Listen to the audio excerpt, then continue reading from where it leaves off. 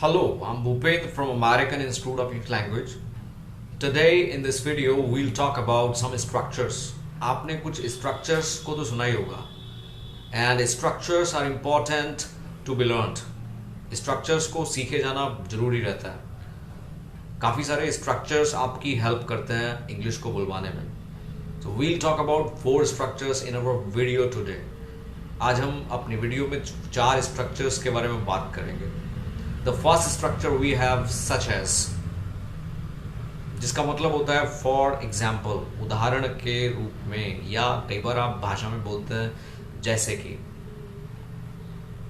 I do many chores in my house such as washing clothes, cleaning and ironing. My father reads many types of books such as mythological books, history books. My sister plays many games such as Ludo, Carom and Hopscotch.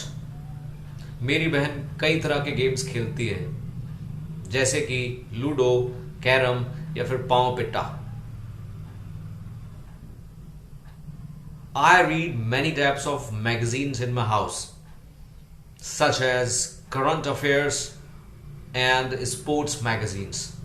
मैं अपने घर में कई तरह की magazines पढ़ता हूँ जैसे कि करंट अफेयर्स की मैगजीन्स या स्पोर्ट्स की magazines. Next structure we have no point. No point के बाद में हम क्रिया में आईएनजी का इस्तेमाल करते हैं जिसका मतलब होता है इसका कोई फायदा नहीं है अगर ऐसा है वैसा है या आप ये करते हैं तो. Let's learn it. कई बार आप किसी से कहते हैं अगर आप इंग्लिश लैंग्वेज की क्लास अटेंड कर रहे हैं और प्रैक्टिस नहीं करते हैं तो इसका कोई फायदा नहीं है.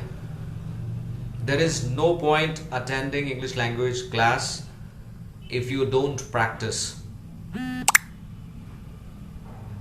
अगर आप विदेश जाते हैं और आपको इंग्लिश बोलना नहीं आता है तो इसका कोई फायदा नहीं है.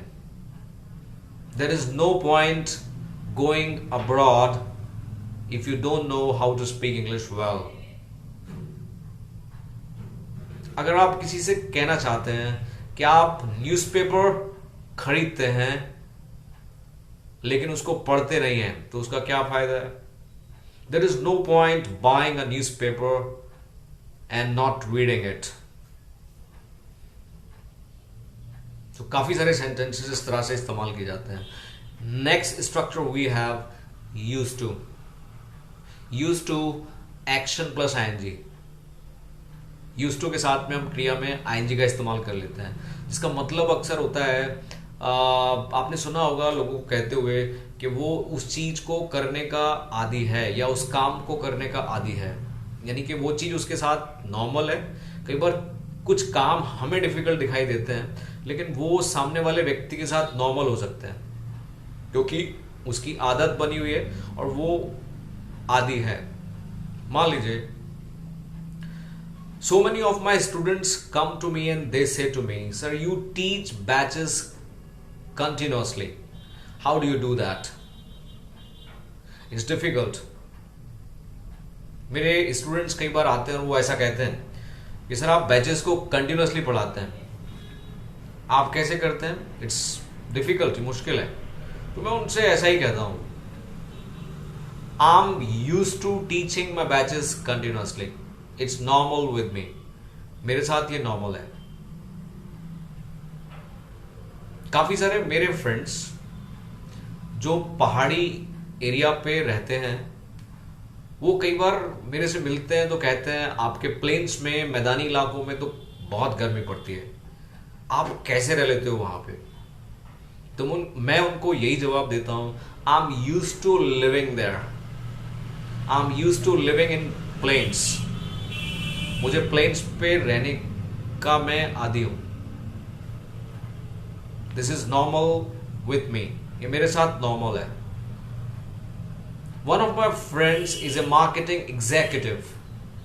मेरा एक दोस्त मार्केटिंग एग्जीक्यूटिव है and he travels almost 200 kilometers per day on his motorcycle. I find it difficult. I usually find it difficult. And whenever I meet him, I say to him, how do you do that? And it's difficult. तो वो मेरे से यही कहता है, I'm used to traveling. I'm used to traveling 200 kilometers per day on my motorcycle. मैं आदी हूँ इसका. This is normal with me. वैसे some of my friends are the shopkeepers and they have to sit at their shop whole the day. मेरे कुछ friends shopkeepers हैं और वो सुबह से लेकर के शाम तक अपनी शॉप्स पर बैठते हैं. मेरे साथ ये काम करना थोड़ा सा मुश्किल है, मुझे मुश्किल लगता है. मैं उनसे अक्सर पूछ लेता हूँ भाई कैसे ऐसे कर पाते हो, तो वो भी यही जवाब देते हैं, I am used to sitting at my shop whole the day. One of my friends is working in the bank and he is a tailor. मेरा एक दोस्त है जो बैंक में खजांची का काम करता है, यानी कि कैशियर की पोस्ट है. And he sits opposite to the computer whole the day and he works on his computer. वो पूरे दिन कंप्यूटर पे काम करता है. मैं उससे कहता हूँ how do you do that. मैं पूरे दिन कंप्यूटर के सामने बैठे रह करके काम नहीं कर सकता हूँ. वो मेरे को अब जवाब देता है, I am used to operating computer whole the day, या फिर I am used to working on my computer whole the day. Next structure we have would you mind. And this is a wonderful structure. You can use it in your language while making some request. आप अपनी भाषा में इसको किसी से request करने के लिए इस्तेमाल कर सकते हैं. Would you mind के साथ भी हम एक्शन में ing को लेकर के आते हैं. For example,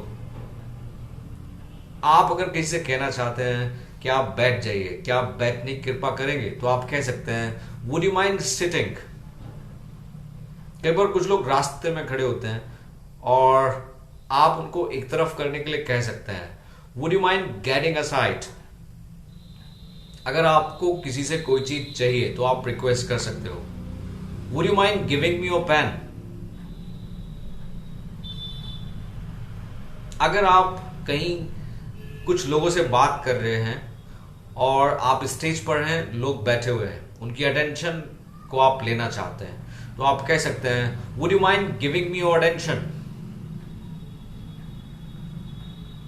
so this was the last structure for today in this video and I hope you must have understood something. मुझे उम्मीद है कि आपने कुछ सीखा होगा, but only listening to the structures और to the language is not enough unless you practise yourself. सिर्फ सुनना एक काफी नहीं है जब तक आप खुद से प्रैक्टिस नहीं करते हैं. So make your tongue practice and try to repeat the sentences which I use in this video. तो उन sentences को repeat कीजिएगा जो मैंने use किए. Only then just you are going to get benefited. So thank you very much for watching the video. अगर video अच्छा लगा हो so like कीजिएगा and you can share with your friends. अपने दोस्तों के साथ इसको share कर सकते हैं and चैनल को सब्सक्राइब जरूर कीजिएगा. So goodbye, bye bye, have a nice time.